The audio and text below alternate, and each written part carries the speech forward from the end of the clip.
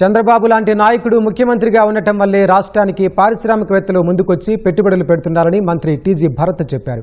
Power grid corporation 15 కోట్ల CSR నిధులతో కర్నూలు ప్రభుత్వ ఆసుపత్రిలో నిర్మిస్తున్న విశ్రాంతి భవనానికి మంత్రి శంకుస్థాపన చేశారు. Power grid corporation CMD Vamsi Rammohan, Panyam MLA Gouru Charitha ఈ కార్యక్రమంలో పాల్గొన్నారు.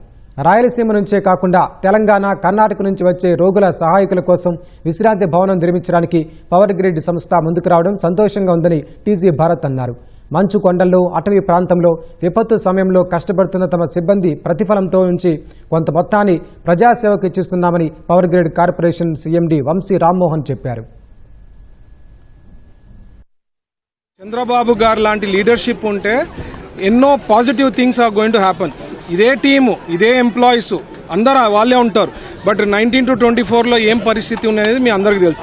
సో ఒక లీడర్ అనేవాళ్ళు ఎంత చేంజెస్ అవుతుందనేది ఇది ఒక ఉదాహరణ. దాని భాగంగానే సిఎస్ఆర్ ఫండ్స్ పెద్ద పెద్ద కంపెనీస్ ప్రాఫిటబిలిటీలో ఉండేప్పుడు సిఎస్ఆర్ ఫండ్స్ ఖర్చు పెట్టేది ఉంటుంది. దాని భాగంగా ఈరోజు కర్నూలులో మనకి 150 బెడెడ్ది చేయడం జరిగింది.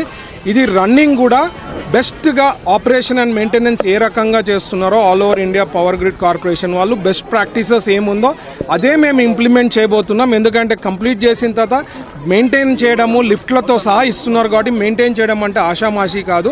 మాకు కార్పొరేట్ హాస్పిటల్ ధీటుగా మా జనరల్ హాస్పిటల్ కూడా ఉండాలని చెప్పి వీఆర్ వర్కింగ్ టువర్డ్స్ ఇట్.